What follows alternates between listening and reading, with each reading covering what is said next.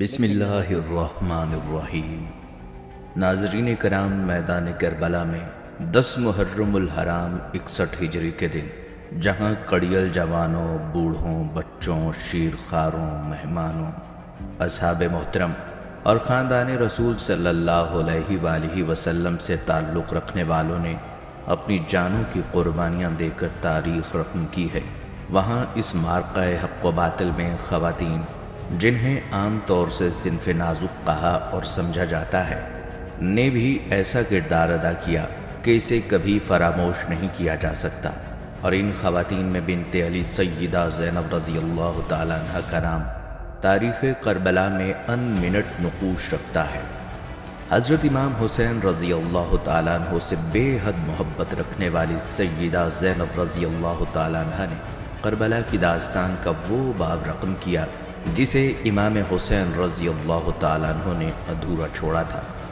امام حسین رضی اللہ تعالیٰ عنہ کی شہادت کے بعد بہت سخت وقت تھا جب آپ کا کردار شروع ہوا۔ آج کی اس ویڈیو میں ہم تذکرہ کریں گے خاتون کربلا سیدہ زینب بنت علی رضی اللہ تعالیٰ عنہ کی سیرت و کردار کا۔ آپ رضی اللہ تعالیٰ عنہ نے میدان کربلا میں کیا کردار ادا فرمایا، اور یزید کے دربار میں آپ رضی اللہ تعالیٰ عنہ نے کیا شاندار خطبہ فرمایا اور کس طرح اپنے بھائی کے مشن کا پرچار فرمایا۔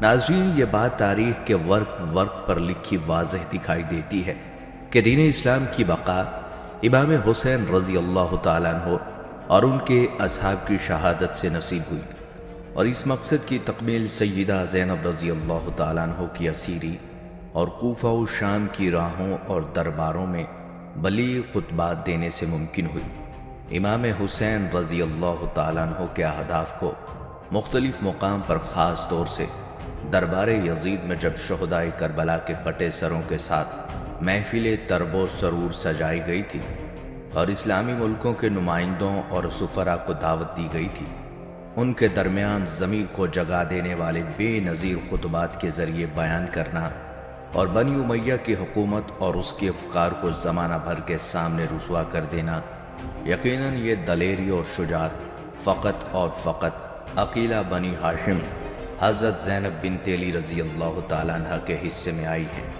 ناظرین، روایات بتاتی ہیں کہ سیدہ زینب رضی اللہ تعالیٰ عنہ کو بچپن سے ہی امام حسین رضی اللہ تعالیٰ عنہ سے اتنی محبت اور الفت تھی کہ ایک رات بھی بھائی کے بغیر سکون نہیں ملتا تھا، جس کی دلیل حضرت علی رضی اللہ تعالیٰ عنہ کا عبداللہ بن جعفر سے شادی کی پیشکش پر 2 شرطوں کا رکھنا ہے۔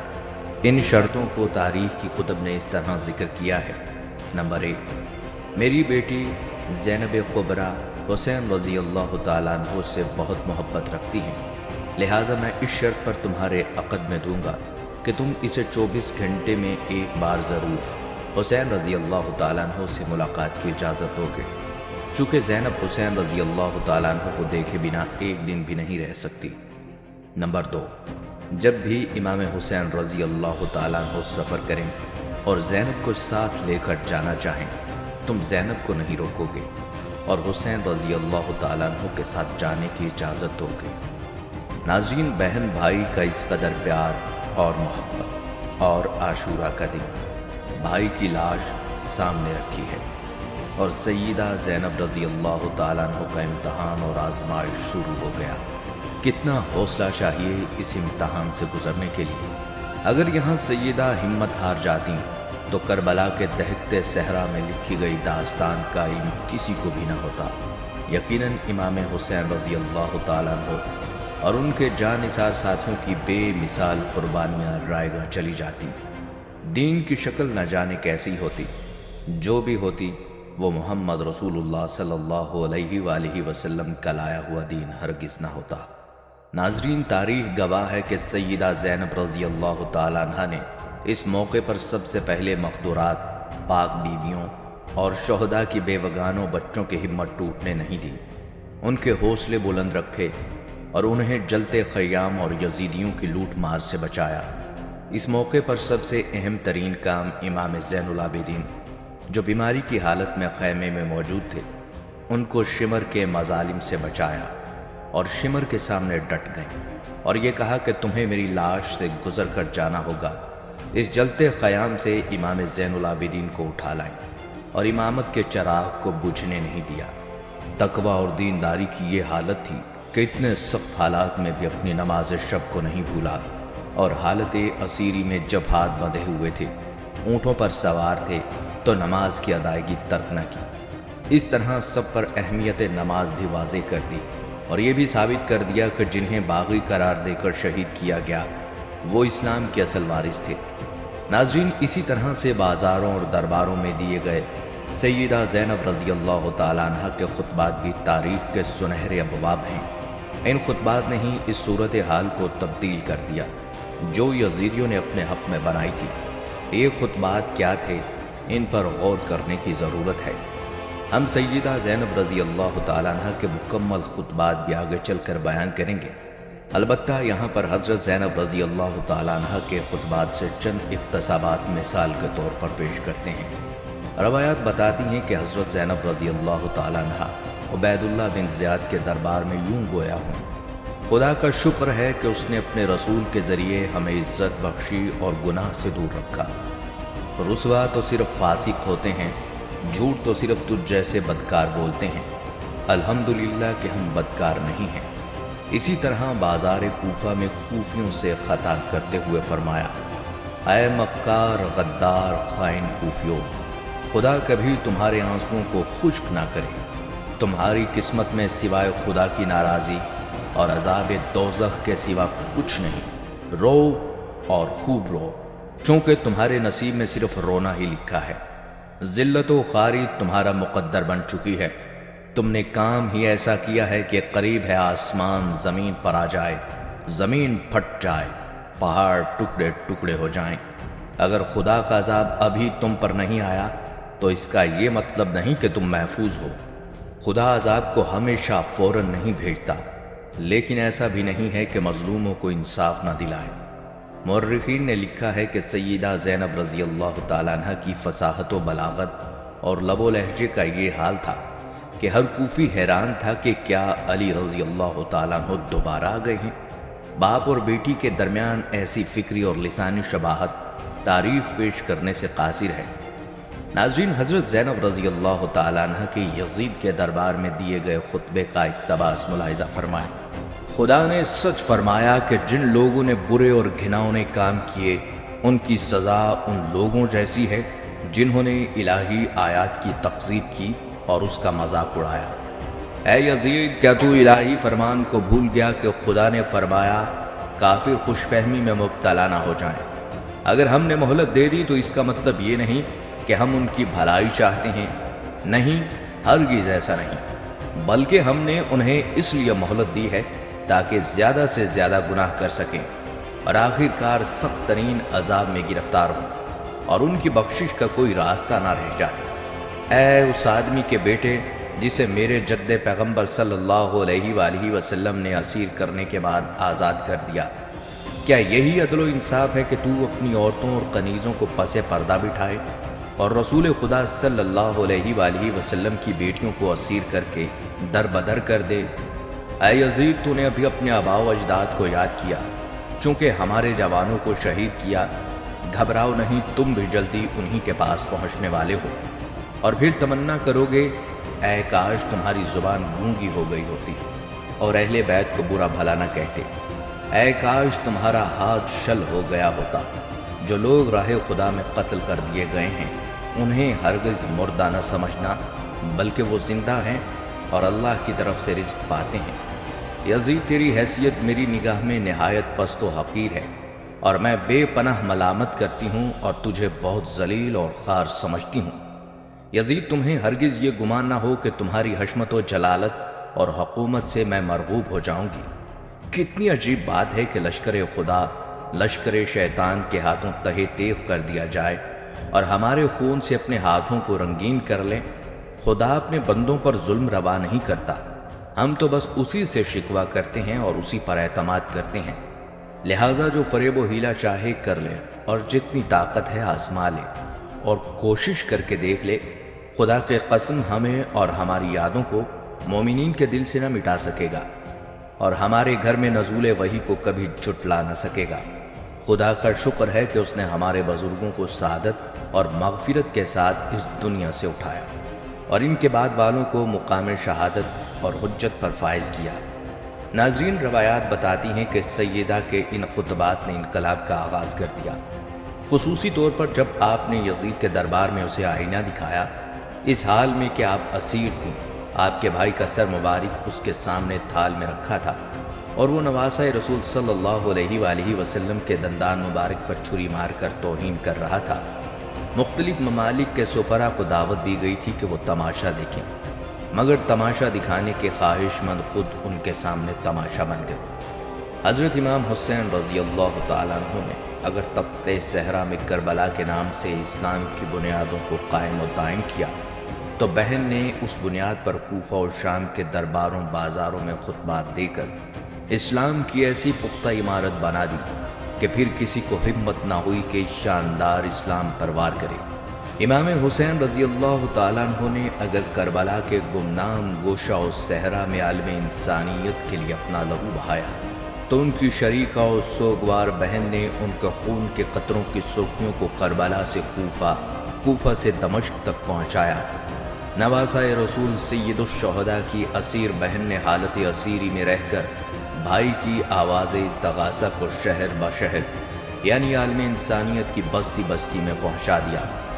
سیدہ زینب رضی اللہ تعالیٰ عنہ کی تبلیغ کا اثر کوفہ و شام کے ان چلتے پھرتے لاشوں اور مردہ ضمیر انسانوں پر ضرور ہوا۔ انہی میں سے بعد ازاں توابین پیدا ہوئے اور انتقام کا نعرہ لگاتے ہوئے اس وقت حکومت کے سامنے مقابلے میں آ گئے۔ ناظرین، سیدہ زینب رضی اللہ تعالیٰ عنہ کی یہ سیرت اور آپ رضی اللہ تعالیٰ عنہ کا یہ کردار ہماری خواتین کے لیے مشعل راہ ہے۔ ہماری خواتین کو چاہیے کہ وہ اس سے سبق حاصل کریں کہ کس طرح سے حضرت زینب رضی اللہ تعالیٰ عنہ نے روز عاشورہ میں ہی نہیں بلکہ امام حسین رضی اللہ تعالیٰ عنہ کی شہادت کے بعد مختلف مقامات پر اپنا کردار ادا کر کے یہ ثابت کیا کہ کسی بھی تحریک کو مستحکم بنانے کے لیے خواتین کا کردار اہم ہوتا ہے۔ ناظرین، یاد رہے کہ تاریخ اسلام کا اہم، منفرد اور بے مثل واقعہ جس نے انسانیت کو حقیقت اسلام سے روشناس کرایا اور تاریخ اسلام کو حیات ابدی کا جامہ پہنایا، وہ نواسہ رسول صلی اللہ علیہ وآلہ وسلم جناب حضرت امام حسین رضی اللہ تعالیٰ عنہ کا قیام ہے۔ یہ قیام مرد و زن دونوں کی فداکاریوں اور جان نثاریوں پر مشتمل ہے، جو انسانیت کے لیے نمونہ عمل اور مشعل راہ ہیں۔ یاد رکھیں، اللہ نے عورت کو عزت و احترام کا وہ بلند مقام بخشا جو اس کی اصل اور فطرت کے عین مطابق ہے۔ عورت وہ افضل و برتر وجود ہے جو خود اور پورے معاشرے کو سعادت اور نیک نامی کے ساتھ عظمت و نیک بختی کی سعادت کے راستے پر گامزن کر سکتی ہے۔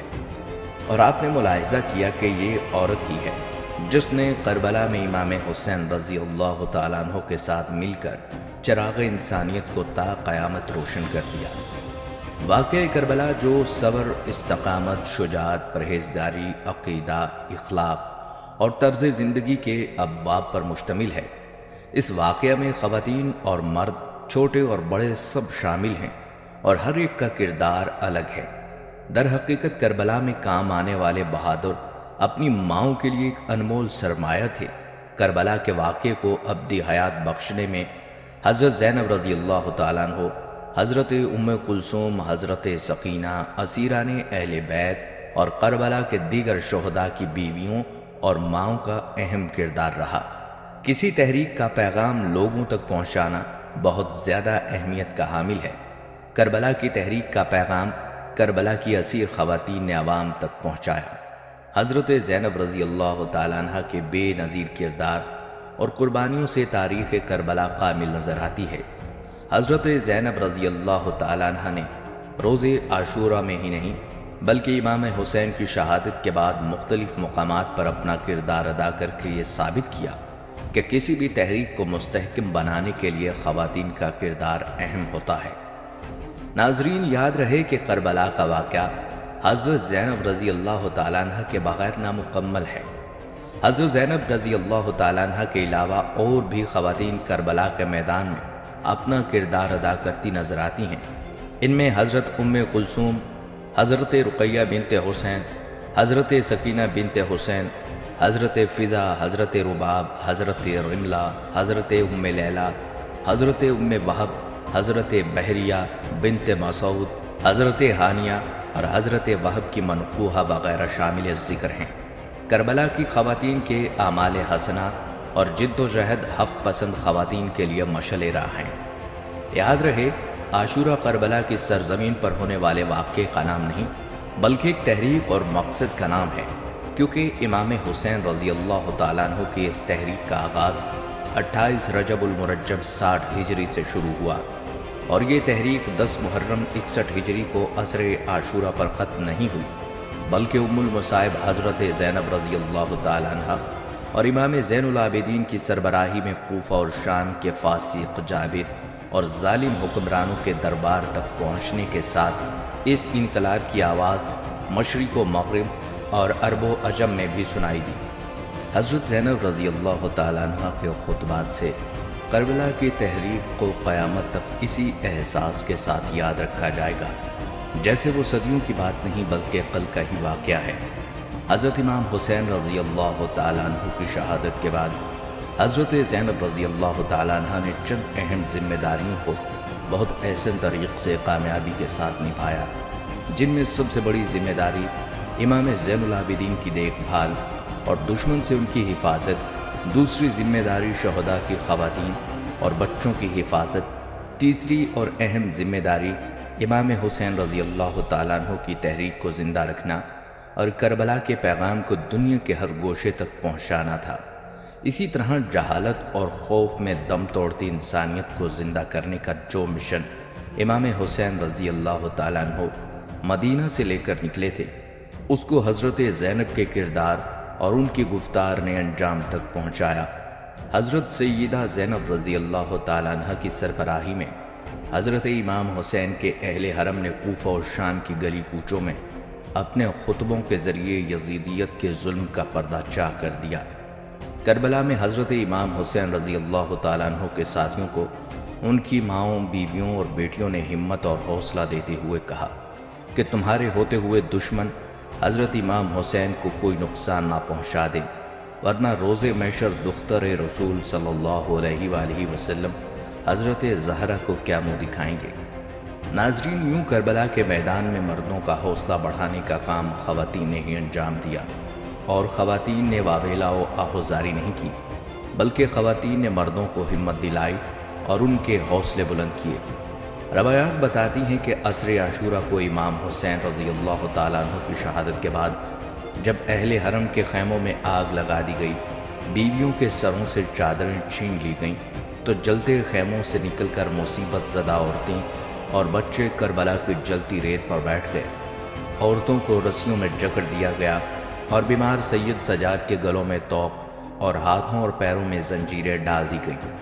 لیکن اس ہولناک اسیری کی دھوپ میں بھی اہل حرم کے چہروں پر عظمت و استقامت کی کرنیں بکھری ہوئی تھیں۔ نہ گھبراہٹ تھی، نہ بے چینی، اور نہ ہی کسی اور قسم کا پچھتاوا اور شکوہ تھا۔ ناظرین، جس طرح خواتین نے واقعہ کربلا کو بے نظیر بنانے میں اہم کردار ادا کیا، اس کی مثال آج تک تاریخ بیان کرنے سے قاصر ہے۔ کربلا کی عورتوں کا کردار ہر زمانے کی خواتین کے لیے مشعل راہ بن کر رہے گا۔ ناظرین، آپ نے سیدہ زینب رضی اللہ تعالیٰ عنہ اور کربلا کی خواتین کا کردار اور ان کا حوصلہ ملاحظہ کیا کہ کس طرح سے ان خواتین نے واقعہ کربلا کے دوران اور واقعہ کربلا کے بعد ایک تاریخ رقم کی۔ آئیے آپ کو سیدہ زینب رضی اللہ تعالیٰ عنہ کو مکمل خطبہ بتاتے ہیں جو آپ رضی اللہ تعالیٰ عنہ نے یزید کے دربار میں دیا تھا۔ روایات بتاتی ہیں کہ یزید کی محفل میں حضرت زینب کبریٰ رضی اللہ تعالیٰ عنہ کی نظر اپنے بھائی امام حسین رضی اللہ تعالیٰ عنہ کے خون آلود سر پر پڑی تو آپ نے ایسی غمناک آواز میں فریاد کی کہ جس سے سب لوگوں کے دل دہل گئے۔ اے حسین، اے محبوب رسول خدا، اے مکہ و مینا کے بیٹے، اے فاطمہ الزہرا کے بیٹے، اے محمد مصطفیٰ صلی اللہ علیہ وآلہ وسلم کی بیٹی کے بیٹے۔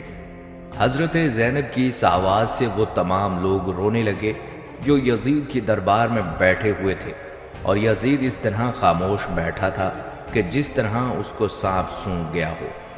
اس کے بعد حضرت زینب کبریٰ رضی اللہ تعالیٰ عنہ کھڑی ہو گئیں اور یوں خطبہ ارشاد فرمایا: سب تعریفیں اس خدا کے لیے ہیں جو کائنات کا پروردگار ہے، اور خدا کی رحمتیں نازل ہوں پیغمبر اکرم صلی اللہ علیہ وآلہ وسلم پر اور ان کے اہل بیت پر۔ بالآخر ان لوگوں کا انجام برا ہے جنہوں نے اپنے دامن حیات کو برائیوں کی سیاہی سے داغدار کر کے اپنے خدا کی آیات کی تکذیب کی اور آیات پروردگار کا مذاق اڑایا۔ اے یزید، کیا تو سمجھتا ہے کہ تو نے ہم پر زمین کے گوشے اور آسمان کے کنارے مختلف طرح سے تنگ کر دیے ہیں، اور آل رسول کو رسیوں اور زنجیروں میں جکڑ کر در بدر پھرانے سے تو خدا کی بارگاہی میں سرفراز ہوا اور ہم رسوا ہوئے؟ کیا تیرے خیال میں ہم مظلوم ہو کر ذلیل ہو گئے اور تو ظالم بن کر سر بلند ہوا ہے؟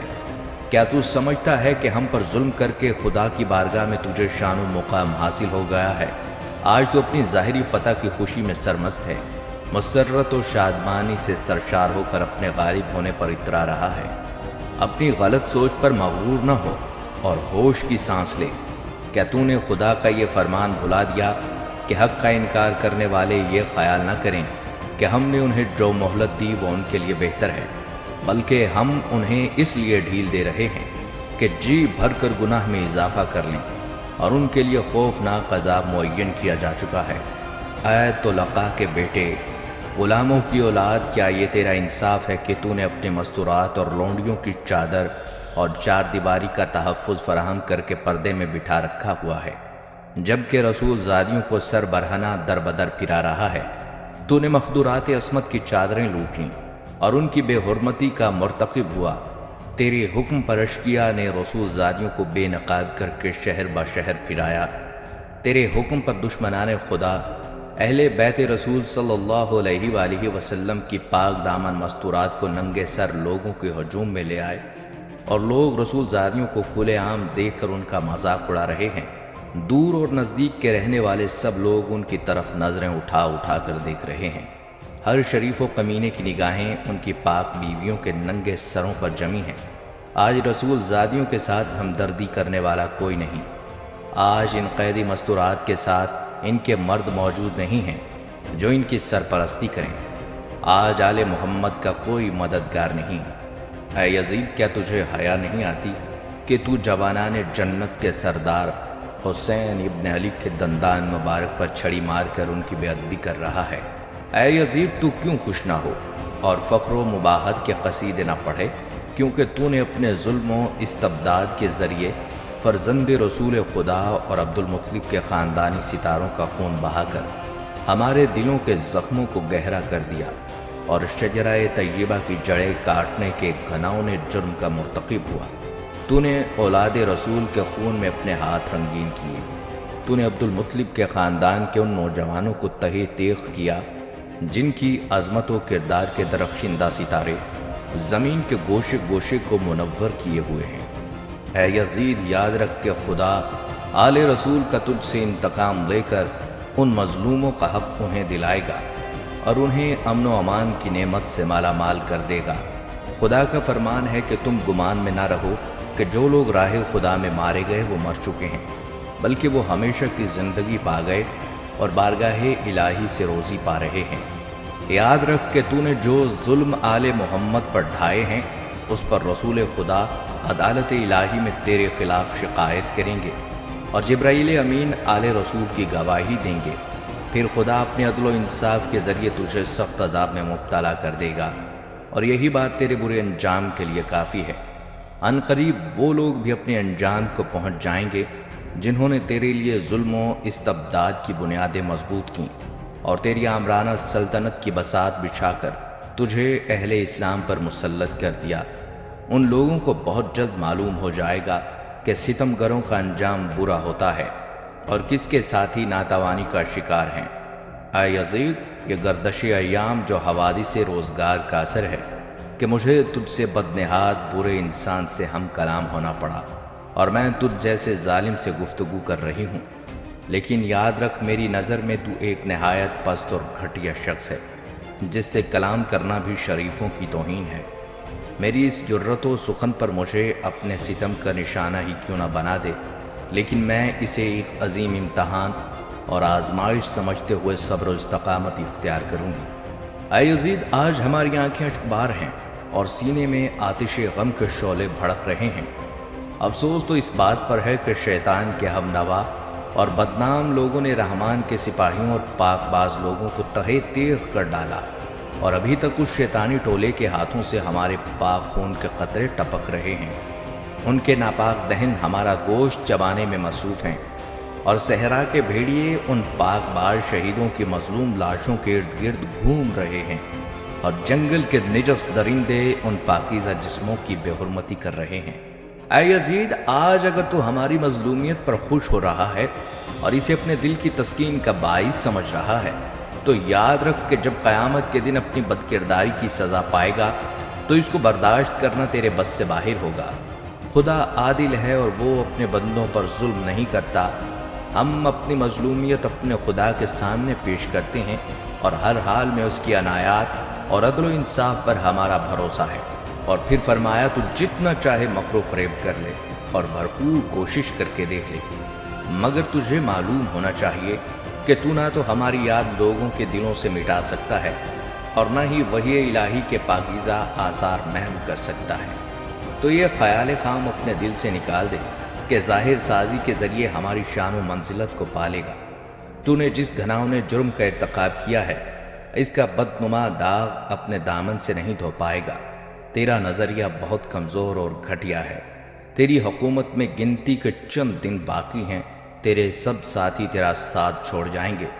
تیرے پاس اس دن کی حسرت و پریشانی کے سوا کچھ بھی نہیں بچے گا، جب منادی ندا کرے گا کہ ظالموں و ستمگر لوگوں کے لیے خدا کی لعنت ہے۔ ہم خدائے قدوس کی بارگاہ میں سپاس گزار ہیں کہ ہمارے خاندان کے پہلے فرد حضرت محمد مصطفیٰ صلی اللہ علیہ وآلہ وسلم کو سعادت و مغفرت سے بہرہ مند فرما، اور امام حسین رضی اللہ تعالیٰ عنہ کو شہادت و رحمت کی نعمتوں سے نواز۔ ہم بارگاہ الہی میں دعا کرتے ہیں کہ وہ ہمارے شہیدوں کے ثواب و اجر میں اضافہ و تکمیل فرمائے، اور ہم باقی سب افراد کو اپنی عنایتوں سے نوازے۔ بے شک خدا ہی رحم و رحمت کرنے والا ہے اور حقیقی معنوں میں مہربان ہے۔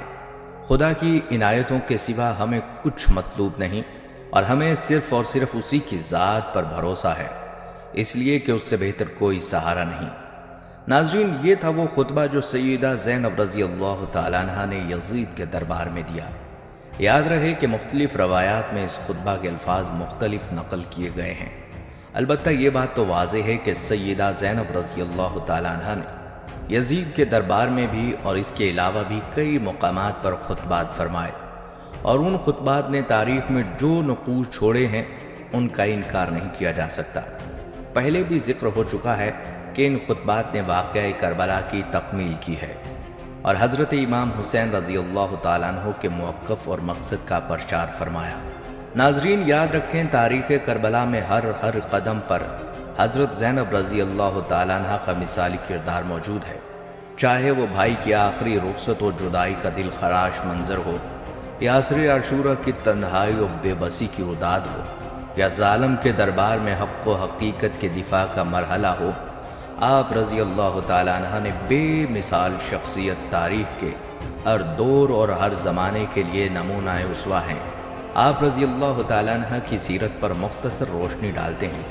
یاد رکھیں کہ سیدہ زینب رضی اللہ تعالیٰ عنہ نبی کریم صلی اللہ علیہ وآلہ وسلم کی لخت جگر حضرت فاطمہ زہرا رضی اللہ تعالیٰ عنہ کی آغوش میں پلی ہیں، اور پیغمبر اسلام اور حضرت علی رضی اللہ تعالیٰ عنہ کے دامان فضیلت میں پروان چڑھی ہیں۔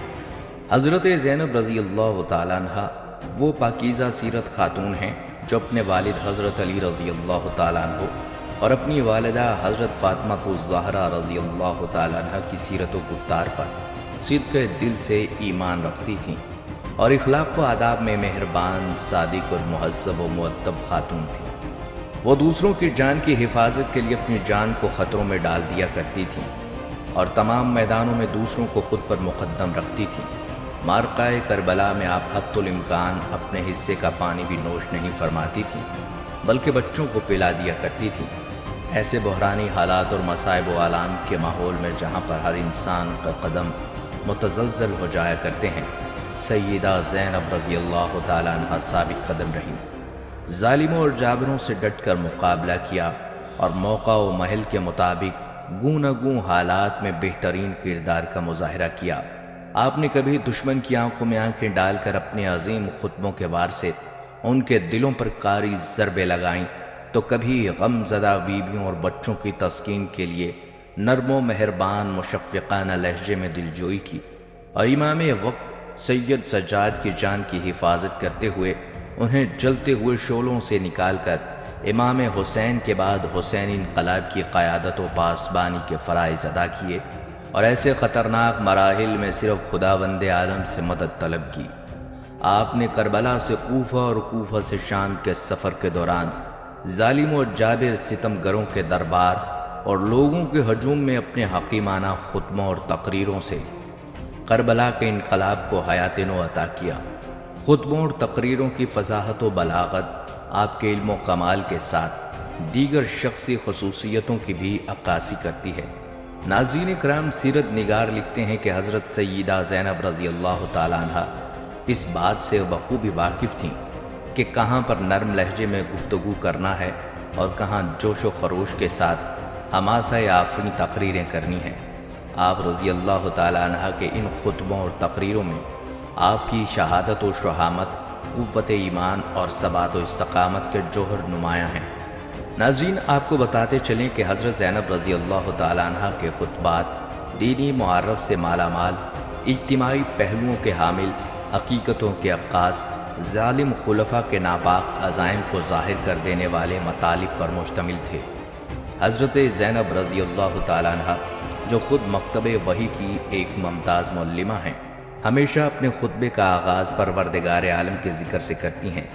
آپ خدا کی یاد میں اس قدر محو تھیں کہ رضائے الہی کے مقام پر تمام مصیبت و آلام کو معمولی تصور کرتیں، لہٰذا پوری جرات و شہامت اور خندہ پیشانی کے ساتھ اس کو برداشت کیا، اور راہ حق میں پیش آنے والی مصیبتوں کو بھی نعمت الہی تصور کیا۔ جب کوفہ کے گورنر ابن زیاد نے آپ سے پوچھا کہ اپنے بھائی کے سلسلے میں خدا کے امر کو کیسا پایا، تو آپ نے بڑے ہی اطمینان اور یقین کے ساتھ جواب دیا، ہم نے اچھائی کے علاوہ کچھ نہیں دیکھا۔ خدا کی طرف سے یہ فیصلہ ہو چکا تھا کہ انہیں مقتول دیکھے، اور اب وہ لوگ خدا کی ابدی بارگاہ میں آرام کر رہے ہیں۔ ان قریب ہی خداوند عالم تمہیں اور انہیں قیامت کے دن محشور کرے گا، پس تم لوگ اس دن کے بارے میں فکر کرو کہ اس دن حقیقت میں کون کامیاب ہوگا۔ حضرت زینب رضی اللہ تعالیٰ عنہ معاشرے کی ہدایت و رہنمائی میں امام کے کردار اور مقام منزلت سے بخوبی واقف تھیں، اس لیے واجب سمجھتی تھیں کہ اپنے بھائی امام حسین رضی اللہ تعالیٰ عنہ اور بھتیجے امام زین العابدین رضی اللہ تعالیٰ عنہ کے عظیم مقام کو اسلامی معاشرے میں امام و راہ بر کے اعتبار سے پہچان کروائیں۔ لہٰذا آپ رضی اللہ تعالیٰ عنہ نے کوفیوں کی مذمت کرتے ہوئے فرمایا، تم لوگ فرزند پیغمبر جوانان بہشت کے سردار امام حسین رضی اللہ تعالیٰ عنہ اور ان کے بچوں کے قتل سے اپنے دامن پر لگے ننگ و عار کے بدنما داغ کو کس طرح مٹاؤ گے؟ روایات بتاتی ہیں کہ حضرت زینب رضی اللہ تعالیٰ عنہ نے قرآنی مفاہیم پر کامل تسلط کی بنا پر اپنی تقریروں میں الہی آیات سے استفادہ کیا۔ آپ رضی اللہ تعالیٰ عنہ نے سورہ احزاب کی 30ویں آیت کی طرف اشارہ کرتے ہوئے اپنے جد کے خاندان اور اپنی مادر گرامی فاطمہ الزہرا رضی اللہ تعالیٰ عنہ اور اپنے والد ماجد حضرت علی رضی اللہ تعالیٰ عنہ اور اپنے دونوں بھائیوں کی عصمت و طہارت کا اعلان کرتے ہوئے شجاعت و شہامت کے ساتھ فرمایا، اس خدا کا شکر ہے جس نے ہمیں پیغمبر کے ذریعے شرف و کمال عطا کیا اور ہر طرح کی رجس سے پاک اور پاکیزہ رکھا۔ ناظرین، کربلا کی شیر دل خاتون سیدہ زینب رضی اللہ تعالی عنہا نے بارہا اپنے خطبوں میں یزید اور ابن زیاد کو ذلیل و خوار کیا اور ان کی کھل کر مذمت کی اور قرآن و اسلام سے ان کی دیرینہ دشمنیوں کو یاد دلایا۔ آپ نے اپنے خطبوں میں یزید کا کردار لوگوں کے سامنے بیان کیا۔ آپ نے خدا و پیغمبر کے خلاف یزید کی کفر و سرکشی کا اعلان کرتے ہوئے فرمایا، تو نے اس کام کے ذریعے خدا کے خلاف علم بغاوت بلند کیا اور پیغمبر اسلام اور قرآنی احکام اسلامی کا انکار کیا۔ حضرت زینب کے کلام سے یہ بات صاف طور پر ظاہر ہوتی ہے کہ باطل اگرچہ ممکن ہے ظاہری کامیابی اور اقتدار پر قبضہ جما لے، اور ایک دنیا پرست ظالم و جابر حکمران اپنے جھوٹے جاہ و چشموں اور اقتدار کی دھونس جما کر اپنا روب و دبدبہ قائم کر لے، لیکن بالآخر دنیا اور آخرت میں حق کو ہی کامیابی ملے گی۔ ناظرین، حضرت زینب رضی اللہ تعالیٰ عنہ کے خطبوں میں سب سے اہم بات یہ ہے کہ جو لوگ حق کے طلبگار اور مرضی معبود کے خواہاں ہیں، انہیں چاہیے کہ سختیوں میں اپنا جوہر ذاتی آشکار کریں اور محبوب کی رضا حاصل کرنے کے لیے اپنی غیر الہی خواہشات کی پیروی نہ کریں۔ یاد رکھیں، جو افراد کربلا میں امام حسین رضی اللہ تعالیٰ عنہ کے ساتھ آخری دم تک موجود رہے اور درجہ شہادت پر فائز ہوئے، وہ زندہ و جاوید ہیں۔ حضرت امام حسین رضی اللہ تعالیٰ عنہ کی شہادت کے بعد دراصل حضرت زینب رضی اللہ تعالیٰ عنہ نے حسینی پیغام کو دنیا والوں تک پہنچانا ایک دینی اور الہی فریضہ تصور کیا، اور اپنی خداداد فصاحت و بلاغت اور بے نظیر شجاعت اور شہامت کے ذریعے ظلم و ستم کے خلاف ہمیشہ آواز بلند کی۔ حضرت زینب رضی اللہ تعالیٰ عنہ نے اپنی پاک اور پاکیزہ زندگی کے دوران اہل بیت پیغمبر کے حقوق کا دفاع کیا، اور کبھی اس بات کی اجازت نہ دی کہ دشمن واقعہ کربلا سے ذاتی فائدہ اٹھا سکے۔ اللہ تعالیٰ سے دعا گو ہیں کہ اللہ تعالیٰ سیدہ زینب رضی اللہ تعالیٰ عنہ اور تمام اہل بیت کے درجات کو بلند فرمائے اور ان پر کروڑوں رحمتیں نازل فرمائے۔ ناظرین، آخر میں آپ کو سیدہ زینب بنت علی رضی اللہ تعالیٰ عنہ کی ابتدائی زندگی، نکاح اور آپ رضی اللہ تعالیٰ عنہ کی وفات کے بارے میں بتا کر ویڈیو کا اختتام کرتے ہیں۔ ویڈیو کو آپ نے سکپ نہیں کرنا۔ آپ کو بتاتے چلیں کہ سیدہ زینب بنت علی رضی اللہ تعالیٰ عنہ 5 ہجری 627 عیسوی کو مدینہ منورہ میں پیدا ہوئیں۔ دونوں بھائیوں کے بعد گھر میں رحمت خداوندی کا نزول ہوا۔ والد اور بھائی خوشی سے نہال تھے۔ نبی کریم صلی اللہ علیہ وآلہ وسلم مدینے سے باہر تشریف لے گئے تھے۔ حضرت فاطمہ الزہرا رضی اللہ تعالیٰ عنہ نے شوہر سے فرمایا، اے علی رضی اللہ تعالیٰ عنہ، ابا حضور تو مدینے میں نہیں ہیں، تو آپ بچی کے کانوں میں اذان اور تکبیر کہہ کر نام رکھ دیجئے۔ حضرت علی رضی اللہ تعالیٰ عنہ نے فرمایا، میں بچی کے کانوں میں اذان اور تکبیر تو کہہ دیتا ہوں، لیکن ہماری چاند سی بیٹی کا نام تو رسول اللہ صلی اللہ علیہ وآلہ وسلم ہی رکھیں گے۔ آپ صلی اللہ علیہ وآلہ وسلم کا معمول تھا کہ سفر سے واپسی پر سب سے پہلے حضرت فاطمہ رضی اللہ تعالیٰ عنہ کے گھر تشریف لے جاتے، ان سے حال احوال معلوم کرنے کے بعد مسجد نبوی جاتے، اور پھر وہاں 2 رکعت نفل ادا کرنے کے بعد اپنے گھر تشریف لے جاتے۔ اسی دن بھی ایسا ہوا۔ جب 3 دن بعد آپ صلی اللہ علیہ وآلہ وسلم گھر آئے تو پورا گھر خوشیوں سے منور تھا۔ حضرت علی رضی اللہ تعالیٰ عنہ نے نومولود بچی کو نانا کی گود میں دے دیا۔ جو ہی آپ صلی اللہ علیہ وآلہ وسلم کی نظر معصوم نواسی کے بھولے بھالے چہرے پر پڑی تو بے اختیار فرمایا، ارے اس میں تو اپنی نانی حضرت خدیجۃ الکبریٰ کی مشابہت ہے۔ پھر آپ صلی اللہ علیہ وآلہ وسلم نے اپنا لعاب مبارک بچی کے منہ میں ڈالا، کھجور چبا کر تالو سے لگائی اور اس کا نام اپنی بڑی صاحبزادی کے نام پر زینب رکھا۔ روایات بتاتی ہیں کہ حضرت زینب رضی اللہ تعالیٰ عنہ 6 سال کی عمر تک اپنے نانا حضور نبی کریم صلی اللہ علیہ وآلہ وسلم کی تربیت خاص میں دینی امور سیکھتی رہیں اور ان میں کمال مہارت حاصل کرتی رہیں۔ پھر یہ کہ انہوں نے والد اور والدہ پر بھی بھرپور عنایات حاصل کیں۔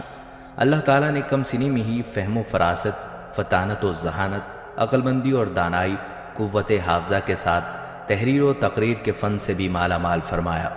مؤثر گفتگو اور روح پرور خطبات کی بدولت سننے والوں کو اپنا اسیر کر لیتی۔ اتنی معصوم سی عمر میں اسلام کے بنیادی عقائد اور تعلیمات کے مختلف پہلوؤں پر سیر حاصل گفتگو کرنا ان کی خداداد صلاحیتوں کا مظہر تھا۔ ناظرین کرام، سیرت نگار لکھتے ہیں کہ حضرت زینب خوب سیرت تھیں اور خوبصورت بھی۔ جب سن بلوغت کو پہنچی تو بہت سے نوجوان شادی کے خواہش مند تھے، لیکن سیدنا علی المرتضیٰ رضی اللہ تعالیٰ عنہ نے ان کے لیے اپنے شہید بھائی اور جنگ موتا کے ہیرو حضرت جعفر طیار رضی اللہ تعالیٰ عنہ کے سعادت مند صاحبزادے عبداللہ بن جعفر کو منتخب فرمایا۔ حضرت جعفر رضی اللہ تعالیٰ عنہ کی شہادت کے بعد ان کے بچوں کی تربیت اور پرورش حضرت نے خود فرمائی، اور آپ صلی اللہ علیہ وآلہ وسلم کی وفات کے بعد یہ ذمہ داری حضرت علی رضی اللہ تعالیٰ عنہ نے سنبھالی۔ حضرت عبداللہ اپنے والد کی طرح اعلیٰ صفات اور پاکیزہ اخلاق کے مالک تھے۔